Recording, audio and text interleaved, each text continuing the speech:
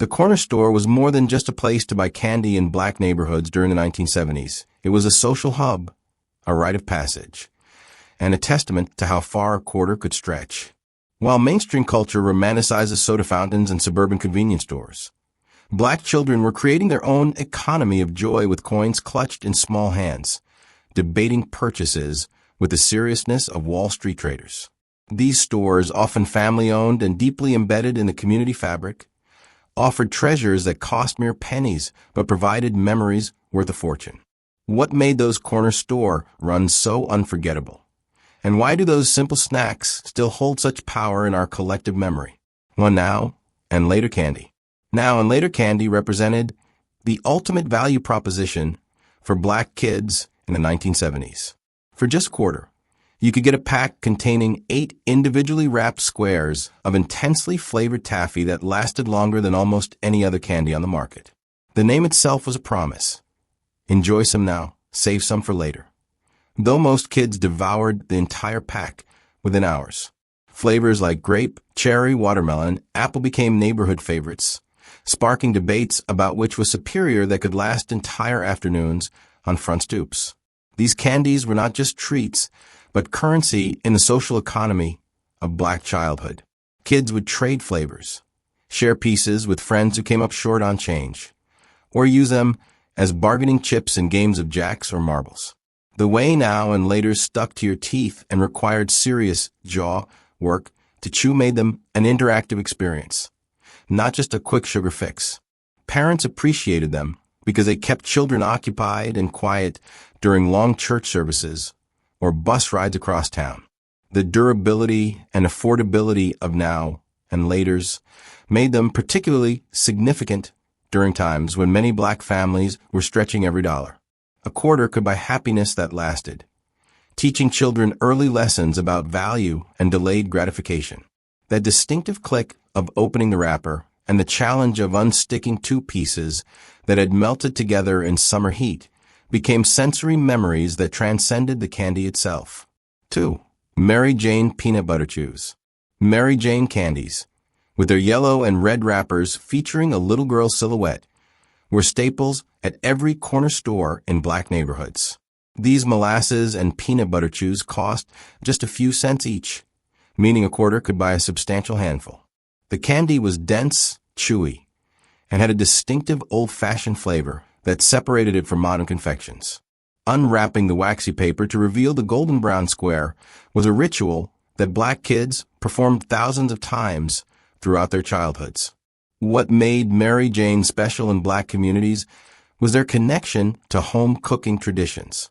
The molasses flavor reminded many children of their grandmother's kitchens, where similar tastes emerged from sweet potato pies and gingerbread. The peanut butter element connected to the staple ingredient that appeared in so many black households, from sandwiches to cookies to Sunday desserts. This candy bridged store-bought convenience with home-cooked comfort in a way that resonated deeply. The challenge of eating Mary Janes, they stuck aggressively to teeth and required patient chewing, created shared experiences among kids. Groups would sit together working through their candies, talking with mouths full, laughing at friends whose teeth were completely coated in golden goo. These moments of collective struggle and joy over simple candy created bonds and memories that lasted far beyond the sugar rush. 3. Lemon Heads. Lemon Heads delivered an intense sour punch that made kids' faces scrunch up in delighted agony. Sold loose from big jars at corner stores, these small yellow spheres could be purchased individually or by the handful for a quarter. The initial sourness that made your mouth water uncontrollably gradually gave way to a sweet finish, creating a flavor journey that kept black kids coming back for more. The bright yellow color was as bold as the taste, making them visually appealing even before the first bite. In black neighborhoods during the 1970s, lemon heads became part of the dare culture among children. Kids would challenge each other to eat multiple candies at once or to hold one in their mouth without making a face, testing who had the strongest tolerance for sour flavors. These competitions, held on playground equipment or on the corner store's front steps, created hierarchies and reputations among peer groups. Winners earned bragging rights that carried weight for days or even weeks. The portability and durability of Lemonheads made them perfect for black kids whose days involved constant movement, walking to and from school, playing in the streets, running errands for parents.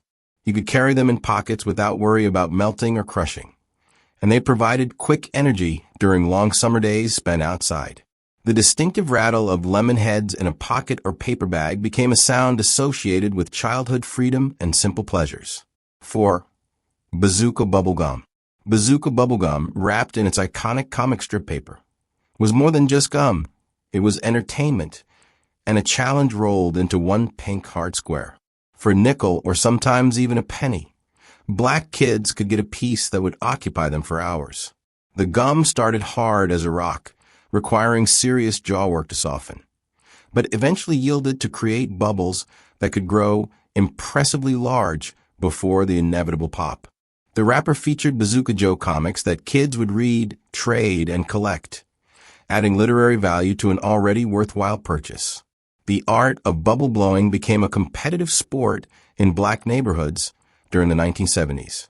Kids would hold contests to see who could blow the biggest bubble, who could blow the most bubbles in a row, or who could blow bubbles inside bubbles.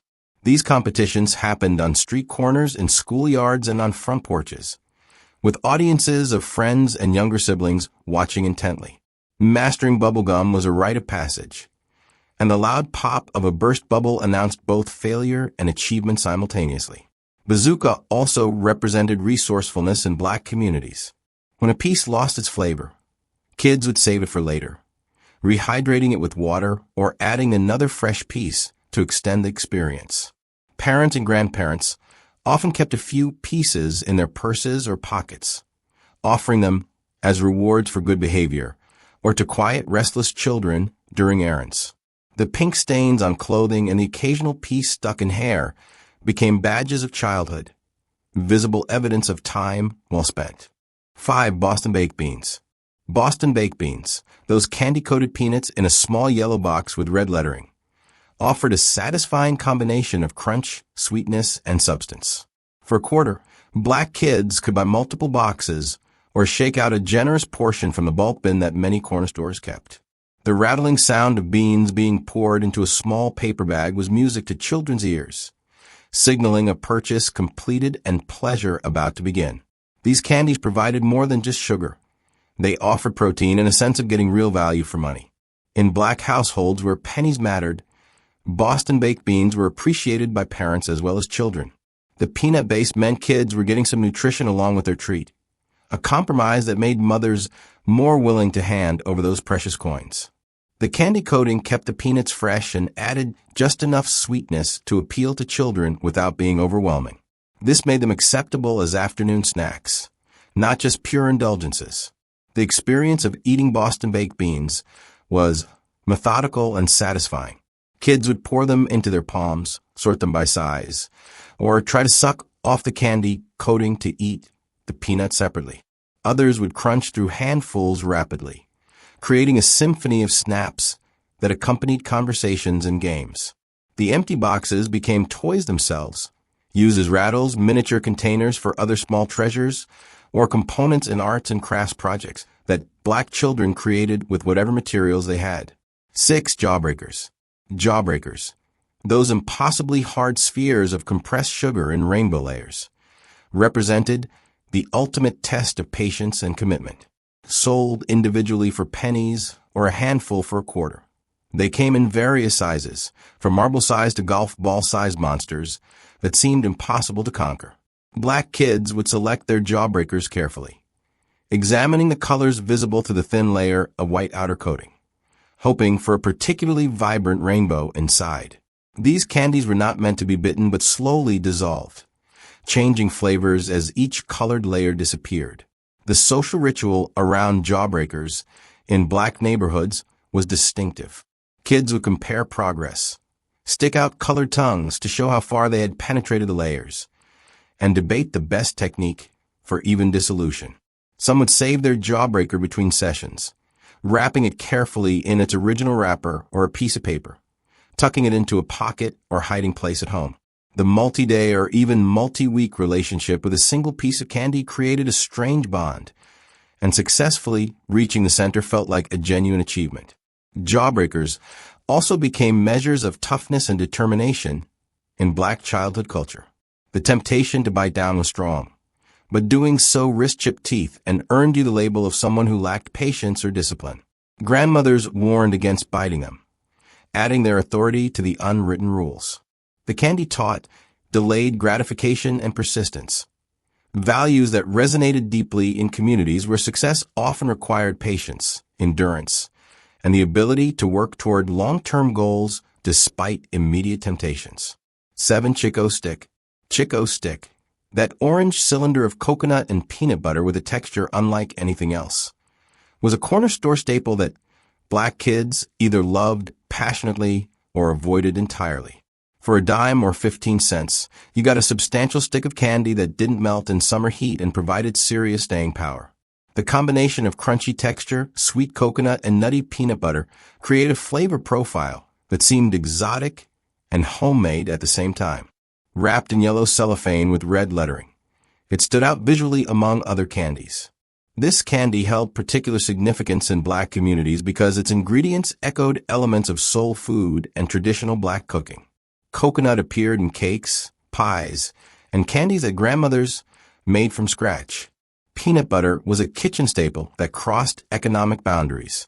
Chico Stick felt like a commercial version of something that could have come from a family recipe, creating a connection between store-bought treats and home cooking traditions that ran deep in Black culture. The eating experience of Chico Stick was messy and required commitment.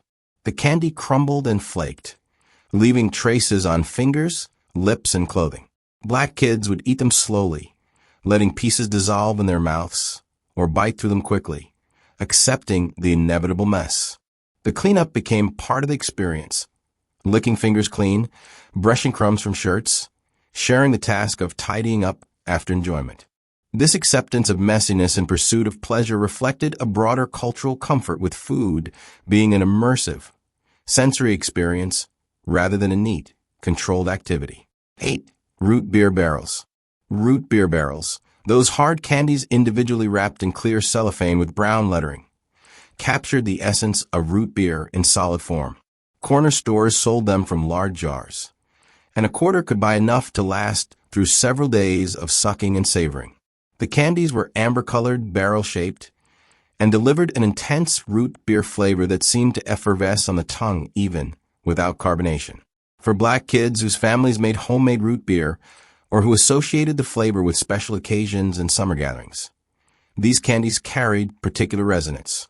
Root beer itself held a place in Black communities as an alternative to mainstream sodas, often homemade using traditional recipes passed down through generations. The barrels connected to this tradition, offering a portable, affordable version of a beloved flavor. Kids could enjoy them anywhere, walking to school, sitting on front steps, or hiding in quiet corners with a book. The slow dissolution process made them last, providing extended enjoyment and value that parents appreciated. The ritual of unwrapping root beer barrels added to their appeal. The cellophane crinkled satisfyingly, and kids would smooth out the wrappers, creating small, clear sheets that could be fashioned into makeshift decorations or toys. Some children collected the wrappers, creating chains or decorative objects that demonstrated creativity born from resourcefulness. The candies themselves became currency in childhood economies, traded for other treats, used as rewards in games, or given as small gifts to friends and siblings. 9. Lick-a-Made Fun Dip. Lick-a-Made Fun Dip revolutionized candy consumption by making the act of eating as important as the treat itself.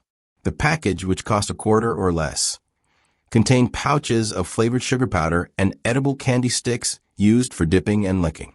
Black kids would carefully portion their powder, making the experience last as long as possible, or dive in with abandon, coating their tongues in bright colors that would last for hours. Flavors like cherry, grape, and lime created vivid stains that became visible proof of the afternoon's activities. This interactive candy held particular appeal in Black communities where resourcefulness and making things last were valued skills. Children developed techniques for optimal enjoyment. Some would lick the stick, dip it in powder, and lick again in a measured rhythm. Others would pour powder directly onto tongues or into mouths, using the stick as a bonus treat at the end. The flexibility of consumption methods meant each child could personalize the experience, expressing individuality within the shared culture of Fun Dip enjoyment. The social aspect of Fun Dip was significant. Kids would gather to compare flavor choices, trade pouches, or share from their packages with friends who came up short on money that day. The colored tongues became conversation starters and badges of participation in corner store culture. Parents and older siblings would shake their heads at the artificial colors and pure sugar content. But they understood these treats represented more than nutrition. They represented childhood joy, peer connection, and the democratic pleasure of affordable indulgence. Then Bit O' Honey. Bit O' Honey, with its distinctive almond and honey flavor wrapped in its iconic blue-striped package, offered a taste that felt more sophisticated than typical kid candy. These taffy-like squares cost just a few cents each, making them accessible on even the most limited allowance. The combination of honey sweetness and almond bits provided texture and complexity that separated Bit O' Honey from simpler candies. Black kids would often receive these as hand-me-downs from grandparents or find them in the purses of church ladies, cementing their association with older generations and traditional values. The candy's connection to honey resonated in Black communities where honey appeared in home remedies, teas, and traditional recipes. Grandmothers used honey to soothe sore throats, sweeten cornbread, and make medicinal drinks. Bit O' Honey carried this association, feeling less like empty calories and more like a treat with roots in something wholesome and familiar. The almond pieces added substance, making the candy feel more like food than pure confection. Eating Bit O' Honey required patience and jaw strength. The taffy stuck aggressively to teeth, creating a prolonged eating experience that couldn't be rushed. Black kids would work through these candies during long afternoons, the slow consumption matching the pace of summer days when time seemed endless. The challenge of eating them became part of their identity. Only persistent kids who could handle the stick and chew made Bit O' Honey part of their regular rotation. This created a subtle hierarchy among children, separating those who preferred instant gratification from those who appreciated rewards that required work. 11 Pixie Sticks. Pixie Sticks, those paper straws filled with intensely flavored sugar powder, represented pure, uncut sweetness in its most elemental form. For a nickel or sometimes even a penny, Black kids could buy single sticks, while a quarter could purchase enough to create a rainbow of flavors. The ritual of opening a Pixie Sticks was distinctive. Tear or bite off the top, tilt your head back, and pour the powder directly onto your tongue, creating an explosion of flavor and immediate sugar rush. The intensity was shocking, making eyes widen and taste buds sing. In Black neighborhoods during the 1970s, Pixie Sticks became part of the dare and challenge culture. Kids would compete to see who could consume the most at once, creating dangerous sugar highs that sent them bouncing off walls and racing through streets with manic energy. The colored stains on lips and tongues served as evidence of participation in these contests, creating a visible community of sugar warriors. Parents and grandparents would shake their heads at the pure sugar content, but the affordability and portion control of individual straws made them more acceptable than bulk candy purchases. The empty paper straws became toys and tools after the sugar disappeared. Black children, raised in cultures that valued resourcefulness and creativity, transformed trash into treasure. The straws became blow-dart tubes, miniature telescopes, drinking straws, or craft supplies. This extension of value beyond the original purpose reflected broader patterns in Black communities where nothing went to waste and imagination filled gaps that money could not. A single Pixie Sticks provided candy, entertainment, and raw materials for play. Triple value for a few cents. 12 Tootsie Rolls. Tootsie Rolls, those chocolate-flavored taffy logs wrapped in brown paper with distinctive lettering, were corner store staples that transcended economic boundaries.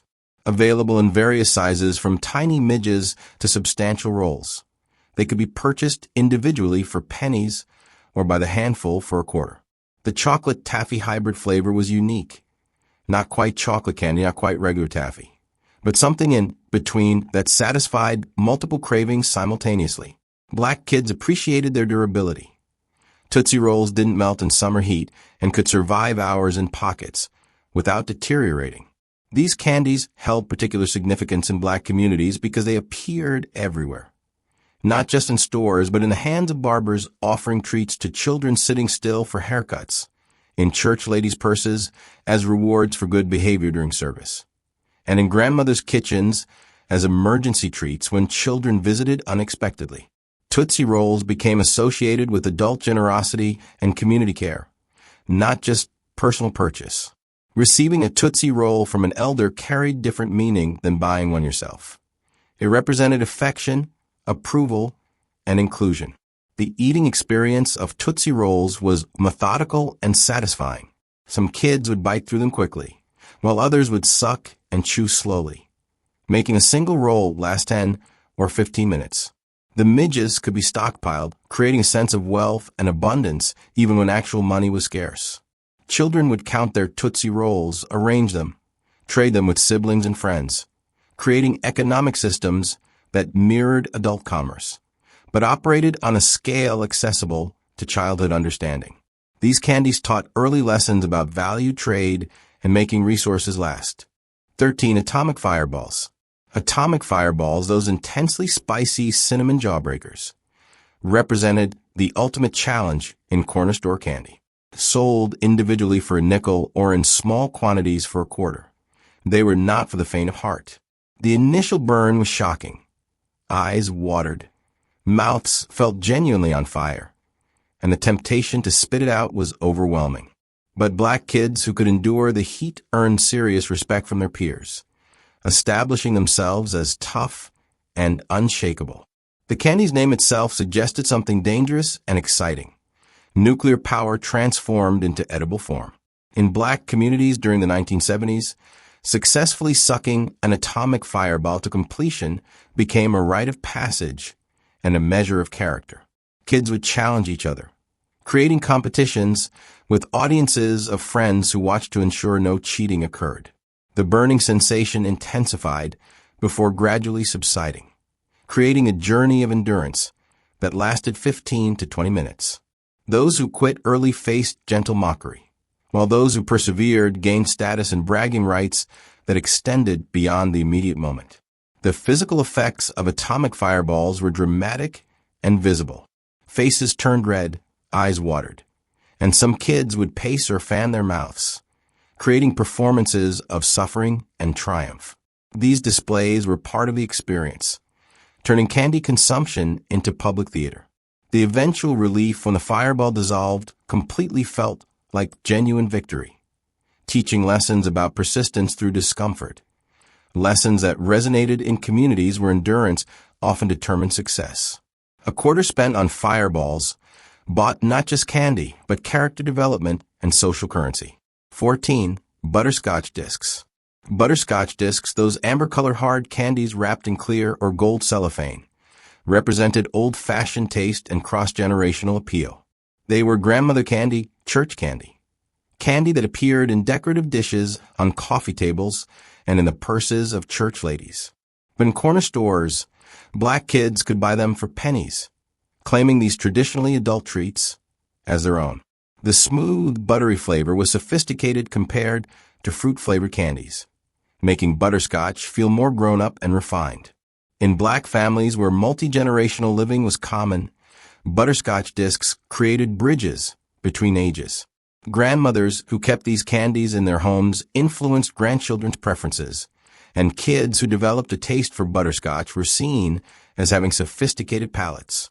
The flavor connected to traditional Black cooking. The caramelized sugar notes resembled those in homemade caramel cakes, pralines, and other desserts where butter and brown sugar created deep, complex sweetness.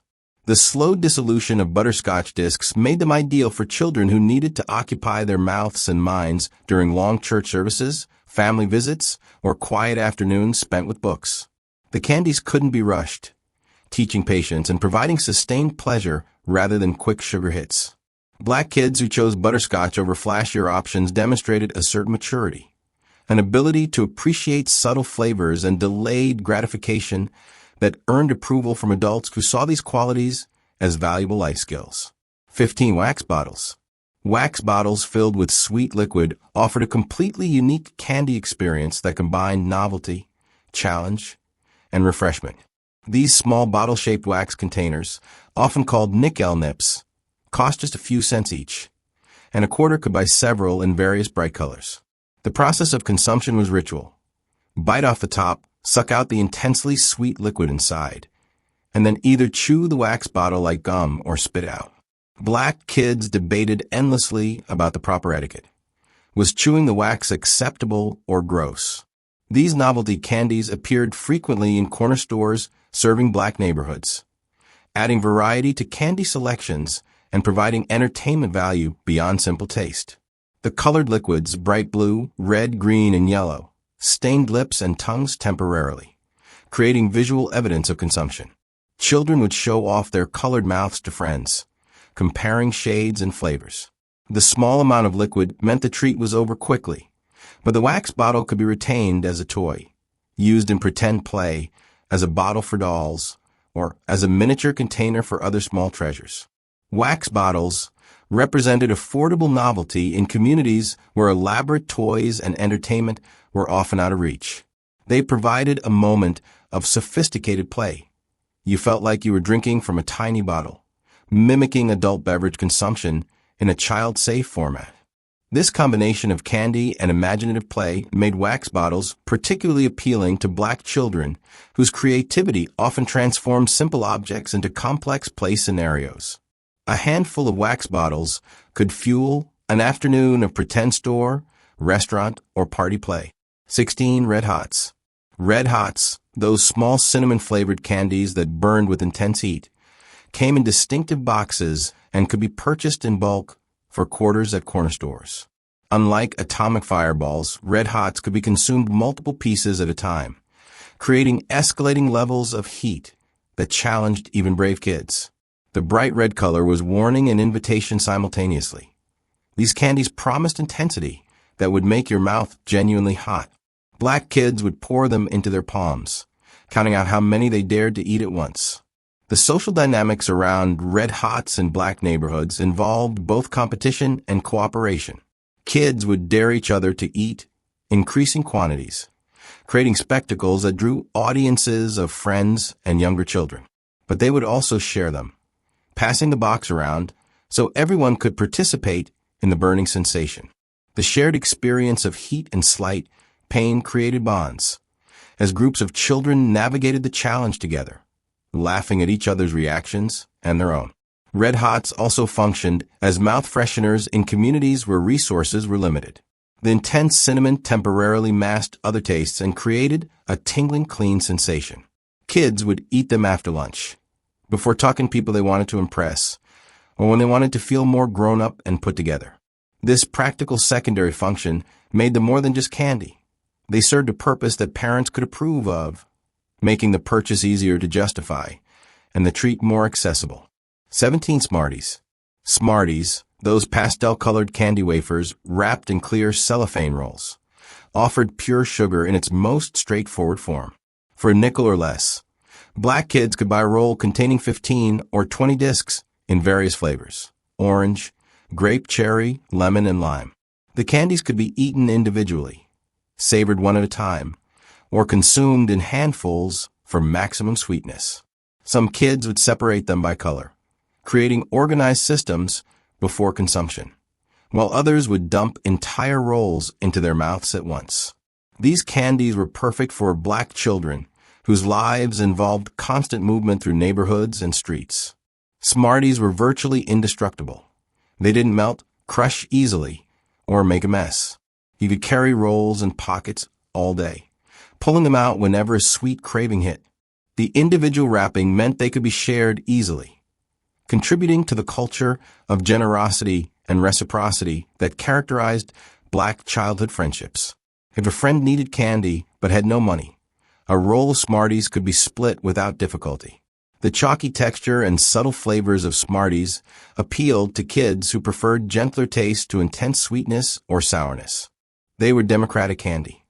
No one hated Smarties, even if they weren't anyone's absolute favorite.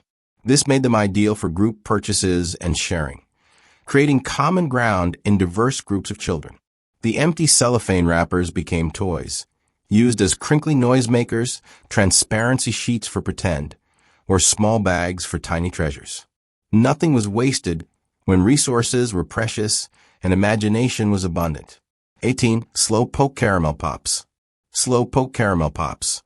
Those long-lasting caramel lollipops wrapped in yellow paper with brown lettering lived up to their name by providing extended enjoyment that couldn't be rushed. For 10 or 15 cents, black kids could buy a single pop that would last an hour or more of dedicated sucking and licking. The caramel was firm but not rock hard, allowing for some chewing if impatience overcame restraint. The stick meant no messy fingers, making these treats acceptable even to fastidious parents and grandmothers. These pops represented excellent value in black communities where stretching resources was essential. A single slowpoke could occupy a child for an entire afternoon, providing sustained pleasure rather than brief satisfaction. Parents appreciated this longevity, knowing that one purchase would keep a child content during errands, bus rides, or long waits at government offices or clinics. The candy became associated with patience and endurance, qualities valued in communities where success often required both. The eating experience created visible, sometimes embarrassing evidence.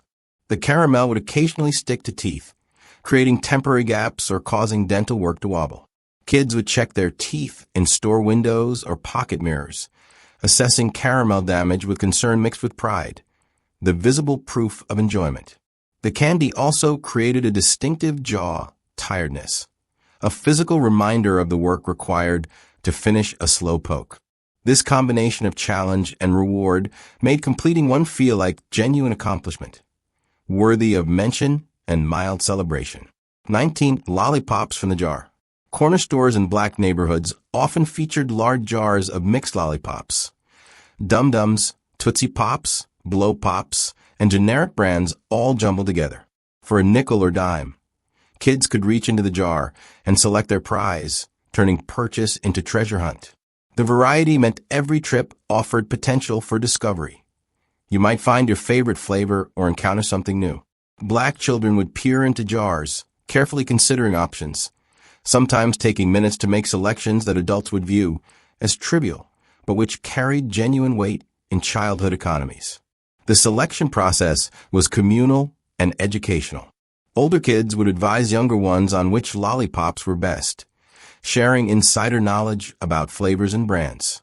Store owners would watch patiently as children deliberated, understanding that the choosing was part of the value being purchased. Sometimes kids would ask to exchange a selection if they changed their minds before leaving the store, and patient merchants would allow it, recognizing that customer satisfaction mattered even when customers were children with limited funds. Different lollipops served different purposes in black childhood culture. Tootsie Pops offered the reward of chocolate inside, creating anticipation and the famous question of how many licks to the center. Blow Pops combined candy and gum, providing extended value. Dum Dums were pure simplicity, small and sweet. Kids would categorize themselves by preference, creating friendly rivalries and identity markers based on lollipop allegiance. These seemingly minor distinctions contributed to the rich social fabric of neighborhood life, where every detail carried meaning and nothing was too small to matter. 20. Squirrel Nut Zippers. Squirrel Nut Zippers, those molasses and peanut caramel candies in brown wrappers, represented old-fashioned taste that connected black children to longer culinary traditions. Similar to Mary Jane's but with their own distinct flavor profile, these candies cost just a few cents each and could be bought in handfuls for a quarter.